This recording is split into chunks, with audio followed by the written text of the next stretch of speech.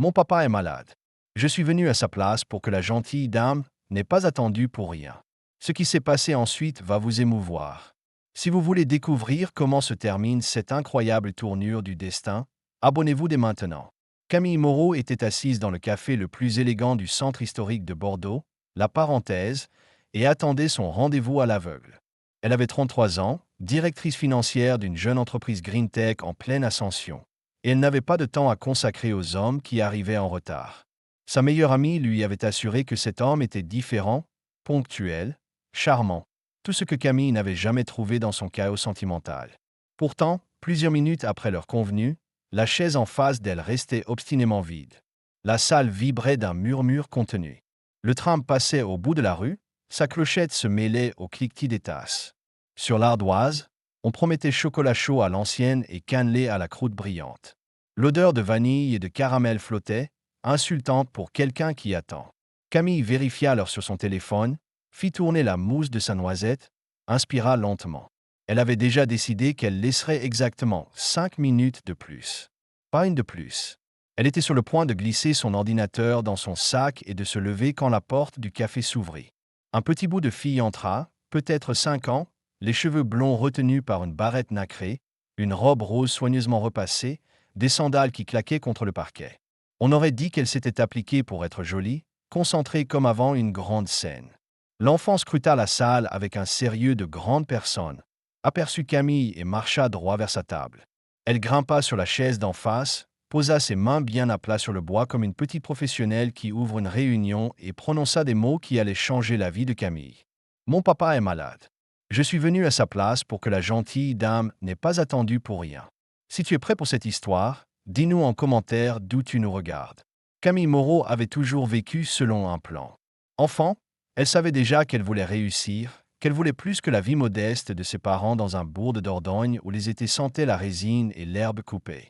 Elle avait travaillé dur, obtenu les meilleures notes, décroché une bourse pour l'université de Bordeaux, puis un double diplôme à Cambridge. Elle s'était hissée pas à pas dans le monde des affaires jusqu'à siéger, à 33 ans, au comité de direction d'une entreprise de technologie propre qui attirait les investisseurs comme les hirondelles à lumière. Son bureau se trouvait au dernier étage d'un bâtiment en bois et en verre sur les quais de la Garonne, avec vue sur le pont de Pierre, la cathédrale Saint-André, les jours de grand soleil, les reflets mouvants du miroir d'eau. De son fauteuil, elle voyait la ville entière se dérouler.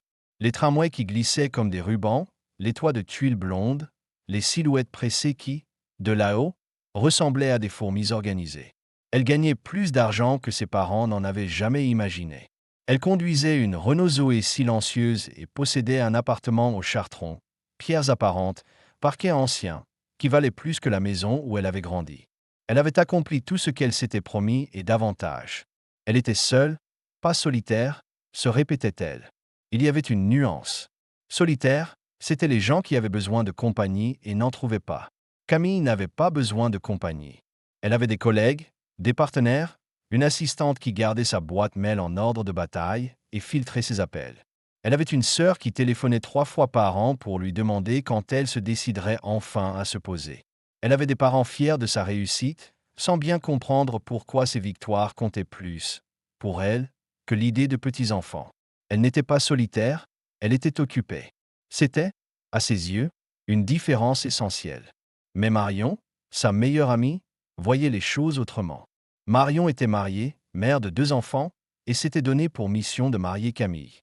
Elle organisait sans cesse des rencontres, présentait à Camille des hommes croisés en soirée ou recommandés par des amis, et refusait d'entendre les objections selon lesquelles Camille n'avait ni le temps ni l'énergie pour une relation. Ce rendez-vous à l'aveugle était sa dernière idée. Un père solo, avait-elle dit, un veuf qui avait perdu sa femme 3 ans plus tôt et élevait seul sa petite fille. Un homme bien, un homme doux, un homme capable de comprendre que carrière et famille ne s'excluent pas. Camille avait accepté à contre-cœur, surtout pour avoir la paix, plus que par curiosité. Elle avait réservé une table à la Parenthèse, le café que Marion lui avait conseillé, un lieu chaleureux aux pierres blondes et au parquet clair, réputé pour ses cannelés caramélisés et son café aux arômes de noisettes. Elle était arrivée à l'heure, parce qu'elle arrivait toujours à l'heure, et s'attendait à ce que son interlocuteur en fasse autant. Il n'était pas venu. 20 minutes avaient passé. Elle avait consulté son téléphone, observé la porte, sentit sa patience s'effriter. Aucun message, aucune excuse, aucune explication. Soit il était impoli, soit il l'avait planté. Dans les deux cas, c'était inacceptable. Elle s'apprêtait à se lever lorsque la petite fille était entrée. Lila Roussel avait 5 ans et comprenait davantage du monde que la plupart des adultes ne le pensaient. Elle savait que son papa était triste, même s'il essayait de le cacher. Elle savait qu'il manquait sa maman, même s'il en parlait peu. Elle savait aussi qu'il était seul, même s'il répétait qu'il l'avait, elle, et qu'il n'avait besoin de rien d'autre. La maman de Lila était morte quand Lila n'était qu'un bébé. Elle n'en gardait pas de souvenirs à elle, seulement les photos disséminées dans l'appartement et les histoires que son papa racontait parfois au moment du coucher. Ta maman était très belle, disait papa, avec de longs cheveux blonds comme toi et un sourire qui éclairait les pièces. Ta maman t'aimait très fort, disait papa, elle serait si fière de voir la petite personne que tu deviens. Parfois, Lila ressentait un manque aigu, même si elle n'avait jamais connu sa maman. Elle aurait voulu en avoir une, comme les autres enfants de la maternelle. Elle aurait voulu jouer à papa-maman sans qu'il manque toujours un personnage. Elle aurait voulu cette idée d'une famille complète. Une famille comme dans les livres que papa lui lisait. Ce samedi-là, papa lui avait expliqué qu'il allait rencontrer quelqu'un. Une amie d'une amie, avait-il dit, quelqu'un qui serait peut-être gentil. Il avait l'air nerveux en s'habillant, avait changé 3 fois de chemise, noué une cravate, défait le nœud, essayé une autre, puis renoncé à la cravate en passant la main sur ses cheveux avec un soupir. Lila l'observait depuis l'encadrement de la porte, les doigts accrochés à la poignée. Elle comprit que cette rencontre comptait pour lui. Puis papa était tombé malade. La toux avait commencé le matin, sèche, tenace. À midi, la fièvre s'était installée, lourde comme un couvercle. Il s'était allongé sur le canapé, enroulé dans une couverture, le visage aussi pâle que le drap. Il avait essayé de se lever, jurant qu'il devait y aller, qu'on ne laissait pas une dame attendre seule. Il avait vacillé, rattrapé l'accoudoir, admis à contre-cœur qu'il ne tenait même pas debout. Lila s'était assise près de lui et avait réfléchi. Ces derniers temps, papa était si triste, si fatigué, si seul. Ce rendez-vous était important pour lui. Elle l'avait vu dans ses yeux. Et maintenant il allait le manquer parce qu'il était malade. La gentille dame penserait qu'il ne voulait pas venir. Ce n'était pas juste. Alors Lila avait pris une décision. Elle savait où se trouvait le café, parce que papa lui avait montré la carte sur son téléphone et pointé le trajet avec le doigt. Elle savait à quoi ressemblait la dame, parce que papa avait une photo envoyée par Marion. Elle savait aussi quoi faire, parce que Lila savait toujours quoi faire quand il fallait aider. Elle avait mis sa plus belle robe, la rose à volant que papa lui avait achetée pour son anniversaire. Elle avait brossé ses cheveux, fixé une petite barrette en forme d'étoile, enfilé ses sandales. Puis, pendant que papa dormait d'un sommeil fiévreux, elle avait quitté l'appartement sur la pointe des pieds, refermé doucement la porte et pris la cage d'escalier. Il n'y avait pas loin, 3 rues seulement, depuis leur appartement près du jardin public. Mais Lila n'avait encore jamais marché seule jusque-là. Son cœur battait fort. Elle attendit le petit bonhomme vers au passage piéton, compta à voix basse jusqu'à 10 pour rester courageuse, longea les façades blondes où s'accrochaient les glycines et traversa devant la boulangerie qui sentait la vanille et le beurre. Le tram glissa au bout de la place et elle attendit qu'il s'éloigne, comme papa le lui avait appris. Quand elle poussa la porte de la parenthèse, une clochette tinta et l'air chaud du café l'enveloppa, parfumé de café fraîchement moulu et de cannelé caramélisé. Elle repéra aussitôt la dame de la photo. Cheveux bruns, tailleur bleu nuit, un visage qui avait l'air de ne pas sourire souvent. Lila marcha droit vers la table de Camille et grimpa sur la chaise d'en face. Elle posa ses petites mains jointes sur le bois, sérieuse comme une grande, et dit d'une voix claire que son papa était malade, qu'il avait de la fièvre et qu'il était resté sur le canapé. Elle ajouta qu'elle était venue à sa place pour que la gentille dame n'ait pas attendu pour rien. Camille la fixa, interdite. Elle avait l'habitude de négocier avec des partenaires difficiles, de piloter des levées de fonds, de gérer des crises qui faisaient trembler des budgets à 7 chiffres.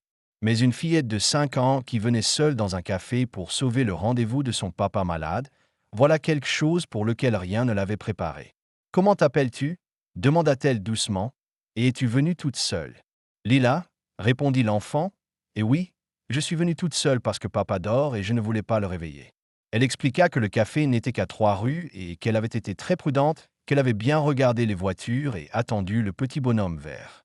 Le cœur de Camille fit un sursaut, moitié d'inquiétude, moitié d'autre chose, une chaleur neuve qu'elle ne sut pas nommer. Cette petite avait traversé la ville, trouvé le café, s'était installée et avait expliqué pourquoi son père ne pouvait pas venir. Pas parce qu'on le lui avait demandé, mais parce que cela lui paraissait juste.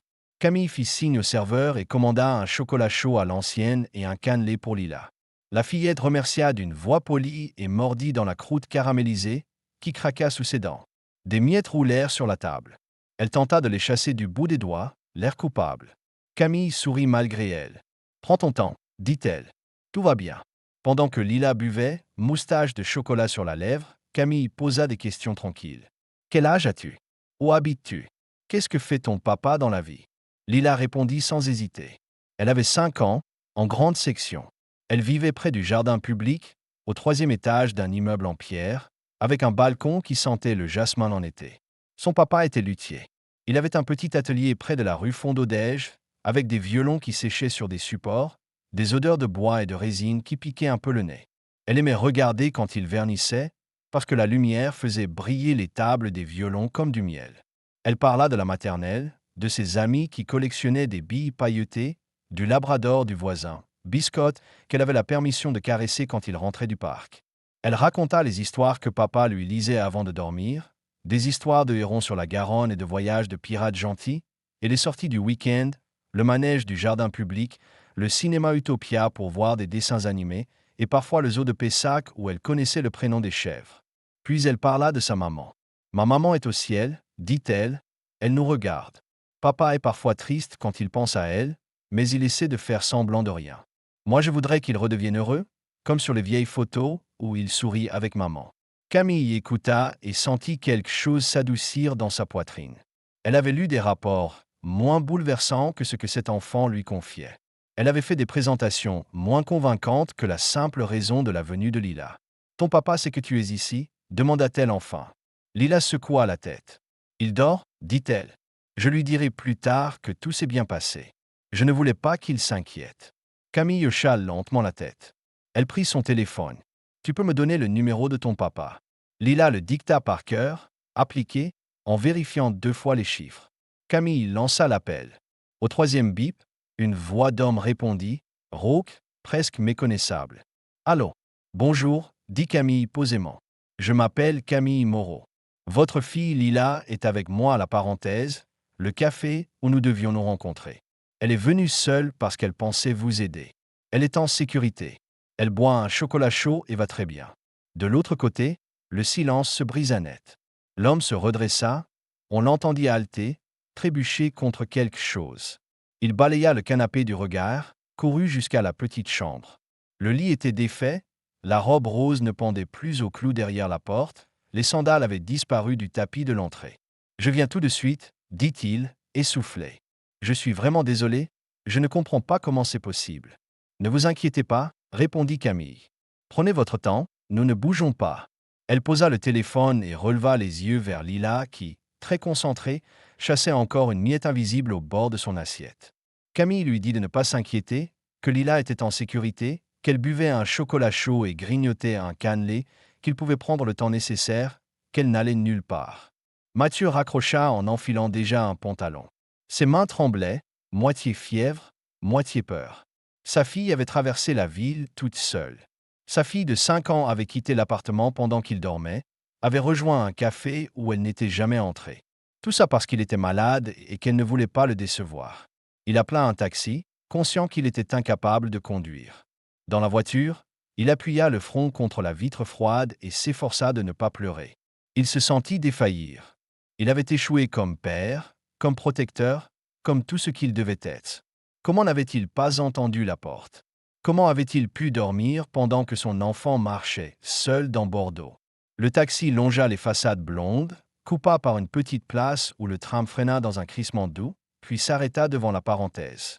Mathieu paya à la hâte et entra presque en courant. Il les vit immédiatement, près de la fenêtre. Une petite fille en robe rose, assise face à une femme élégante en tailleur bleu, si parfaitement à sa place qu'elle semblait appartenir à un autre monde.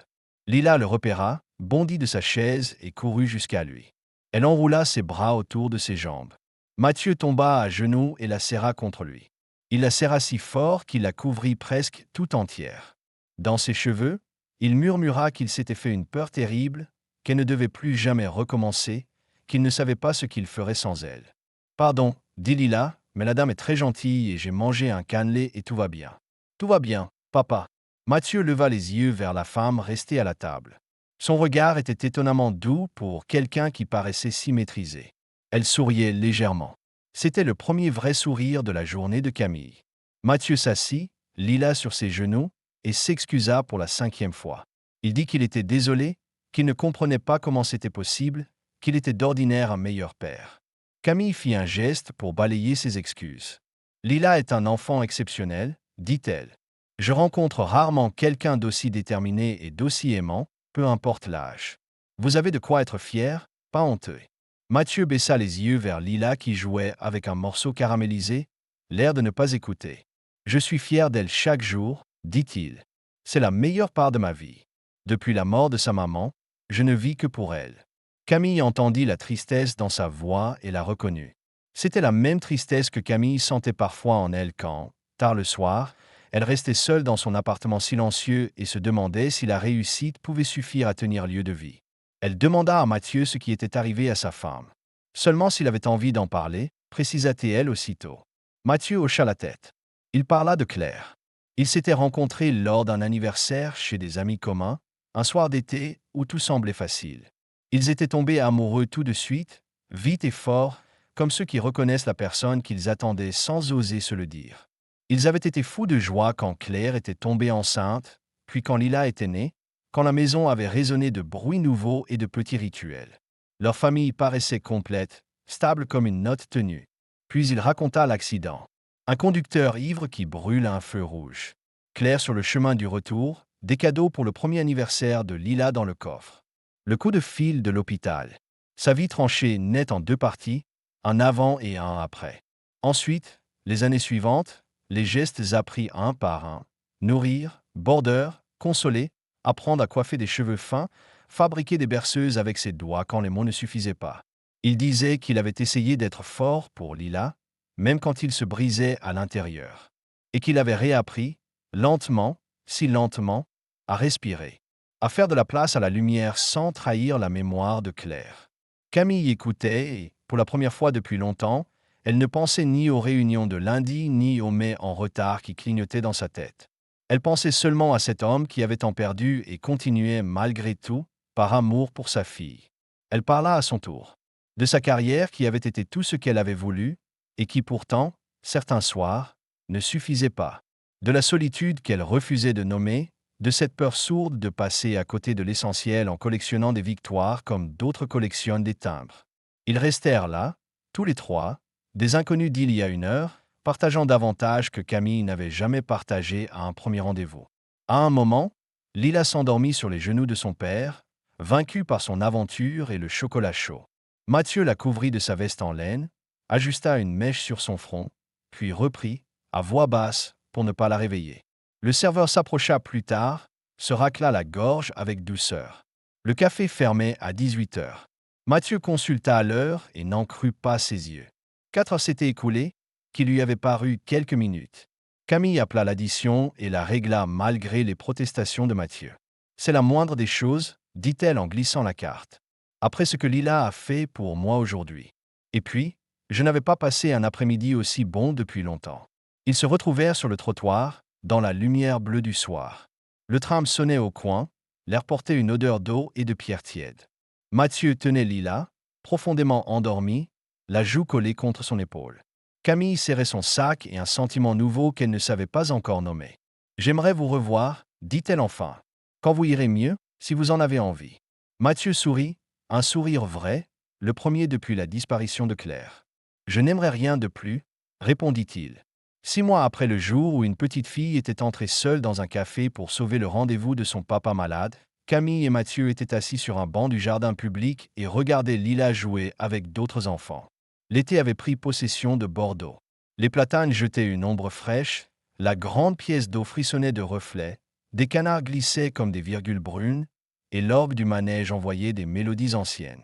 Tout autour, des familles étendaient des plaids, des poussettes dormaient au soleil, des bulles de savon éclataient dans l'air tiède. Camille avait beaucoup changé au fil des mois. Elle travaillait toujours dur, sa voix restait assurée en réunion et ses tableaux de bord n'avaient rien perdu de leur précision. Mais elle avait appris qu'il existait des choses plus importantes que les comités et les rapports. Le vendredi soir, elle éteignait son ordinateur et laissait l'aimer dormir. Le samedi matin, elle rejoignait Mathieu et Lila pour le marché des Capucins, d'où ils revenaient avec des tomates qui sentaient le jardin et une baguette encore tiède. Certains dimanches, ils prenaient le tram jusqu'au miroir d'eau pour se mouiller les chevilles et rire de leurs reflets froissés. D'autres fois, ils louaient des vélos et longeaient la Garonne. Ils allaient voir un dessin animé à l'Utopia, nourrissaient les chèvres aux eaux de Pessac, prenaient un pique-nique sous les marronniers. Une fois, ils avaient traversé jusqu'au Cap Ferret et Lila avait juré que l'odeur de l'océan tenait mieux que n'importe quel parfum sur la peau. Mathieu avait changé lui aussi. Il riait de nouveau, un rire entier qui montait des épaules et plissait les yeux. Il avait cessé de se sentir coupable d'avancer, de laisser une place à quelqu'un dans sa vie. Claire aurait voulu cela, disait-il parfois en regardant Lila tourner sur elle-même au pied d'un arbre. Il avait rouvert grand la porte de son atelier aux élèves de musique, réparé un violon qu'il gardait de côté depuis longtemps et recommencé à jouer quelques nocturnes une fois Lila endormie. Non pour se consoler, mais par simple joie. Et Lila était simplement heureuse. Elle avait trouvé en Camille une alliée, une conteuse, une partenaire de marelle. Quelqu'un qui lui lisait des histoires et lui montrait qu'une femme pouvait diriger une entreprise, faire des crêpes trop fines qui collaient parfois, apprendre la corde à sauter et réparer une poupée le même après-midi. Elle avait cessé d'espérer que papa trouve une nouvelle maman, parce qu'elle savait qu'il en avait trouvé une. Ce jour-là, sur le banc, Lila s'approcha et demanda si Camille resterait pour toujours avec eux. Elle le demanda avec la droiture simple des enfants, sans détour et sans crainte de la réponse. Camille tourna la tête vers Mathieu qui tenait sa main. Elle pensa à tout ce qui s'était passé depuis des mois, au rendez-vous à l'aveugle qui n'en avait pas été un, à la fillette en robe rose qui avait bouleversé son ordre du monde, à l'amour qui avait franchi la porte d'un café au moment où elle s'apprêtait à renoncer. Elle dit à Lila qu'elle espérait rester pour toujours, si papa était d'accord et si Lila la voulait. Lila se mit à rayonner, bondit dans les bras de Camille et l'encercla de ses petits bras. « Moi je te veux toujours, dit-elle. Et papa aussi, il me l'a dit. » Mathieu rit. « Lila a raison, dit-il. Je ne souhaite rien d'autre que tu restes pour toujours. » Il glissa la main dans la poche de sa veste, sortit un petit écrin discret qui avait attendu son moment, et demanda à Camille si elle voulait l'épouser. Camille le regarda. Elle vit l'amour dans ses yeux, l'espérance, la fine peur suspendue dans l'air. Elle dit oui. Elle dit oui parce qu'elle venait de comprendre ce qu'elle avait cherché toute sa vie. Pas la réussite, pas le pouvoir, pas les applaudissements, mais des personnes à aimer et qui l'aimaient en retour. Des mains auxquelles appartenir, une maison qui ne soit pas seulement un bel appartement au Chartron, mais un endroit habité de rire et de miettes de goûter. Elle dit oui et Lila sautilla si fort que des moineaux s'envolèrent en pluie légère autour d'elle. Une famille à laquelle elle appartenait, un foyer plus qu'un bel appartement au Chartron. Le mariage eut lieu à l'automne, dans un petit château viticole près de Saint-Émilion, avec les rangs de vignes virant au rouge et à l'or et le ciel d'un bleu limpide. L'air portait des odeurs de feuilles sèches, de terre humide et de vendanges tardives. Lila fut demoiselle d'honneur et lança les pétales de rose avec une gravité telle qu'on aurait cru le sort du monde suspendu à la trajectoire de chaque corolle. Elle portait la même robe rose que le jour du café, parce que c'était sa robe porte-bonheur, expliqua-t-elle très sérieusement. Marion était témoin et pleura de joie, soulagée de voir que son idée un peu folle avait fonctionné. Les parents de Camille avaient fait la route depuis leur bourg en Dordogne et comprirent pour la première fois pourquoi leur fille avait tant attendu. Les parents de Mathieu étaient là aussi. Ils serrèrent Camille dans leurs bras et lui dirent qu'ils étaient heureux de revoir leur fils sourire, le sourire d'autrefois, celui qui monte sans prévenir et ne demande aucune permission. Après la cérémonie, Camille dansa avec Lila, tandis que Mathieu les regardait, les mains dans les poches, la gorge serrée. La petite fille en robe rose qui, un jour, avait poussé la porte d'un café, tournoyait maintenant dans une robe blanche de demoiselle d'honneur et brillait comme si elle avait toujours su que les choses se passeraient ainsi. Peut-être le savait-elle. Peut-être qu'une enfant de 5 ans comprend mieux que bien des adultes que l'amour ne devrait pas avoir peur, que la famille compte plus que les plans, et que parfois, le geste le plus courageux consiste à entrer dans un café et à dire ce qui doit être dit. Camille souleva Lila et la fit pirouetter. Elle riait, leur rire se mêlant à la musique et au tintement des verres. Mathieu les regardait avec des larmes aux yeux, parce qu'ils retrouvaient enfin une famille entière. 2 ans plus tard, leur fils naquit. Ils l'appelèrent Éloi, parce qu'il était leur chance. La preuve, une fois encore, que la vie réserve des surprises merveilleuses. Lila, grande sœur la plus fière du monde, voulut tout faire. Tenir le biberon, secouer le linge propre, veiller au doudou. Elle se réveillait parfois avant l'aube pour vérifier que le bébé avait bien son bonnet. Camille continua de travailler, mais elle avait appris à hiérarchiser. Elle restait performante, respectée, précise. Elle était aussi une mère, une épouse, une pièce vivante d'une famille plus importante que n'importe quel tableau de résultats. Le soir, dans le salon, Lila blottie contre elle d'un côté, Éloi endormi sur ses genoux. Mathieu à ses côtés, elle repensait à ce jour à la parenthèse, aux 20 minutes d'attente, à la fatigue et à l'envie de partir, à la porte qui s'ouvre et à la petite fille qui change tout. Elle pensait à ce presque renoncement, à la manière dont tout leur bonheur avait tenu au courage d'une enfant de 5 ans qui avait traversé la ville pour faire ce qu'elle jugeait juste. Papa est malade, alors je suis venu à sa place. Et avec ces mots, elle n'avait pas seulement aidé son père. Elle avait sauvé Camille. Elle avait sauvé Mathieu. Elle avait créé une famille que personne n'aurait imaginée. C'était la force de l'amour, pensa Camille. Il vient quand on l'attend le moins. Il passe par les portes qu'on s'apprête à refermer. Il prend la forme d'une petite fille en robe rose, plus courageuse que tous les professionnels que Camille avait croisés dans les tours de verre. Il arrive en silence, par surprise, et bouleverse tout ce que l'on croyait savoir. Et quand on le reconnaît, quand on l'accueille, quand on ose dire oui, il transforme tout. Camille sourit, embrassa les cheveux de Lila et serra sa famille contre elle. Elle n'aurait jamais imaginé vivre ainsi, et elle n'aurait rien voulu d'autre. Si cette histoire te rappelle que l'amour arrive parfois par les chemins les plus improbables, laisse un petit cœur en dessous pour nous le dire. Si tu es resté jusqu'à la fin, c'est que ces récits touchent quelque chose de vrai en toi. Pour soutenir ces histoires, tu peux laisser un merci du cœur juste en bas. Chaque geste compte. Comme le geste de Lila, ce jour-là à la parenthèse, qui a compté bien plus que quiconque ne l'aurait prédit. Merci d'être resté jusqu'au tout dernier mot. Tu fais partie de cette histoire. Si cette histoire de vérité, de seconde chance et de famille vous a touché, abonnez-vous à notre chaîne pour ne pas manquer la prochaine et restez avec nous là où l'amour change les vies.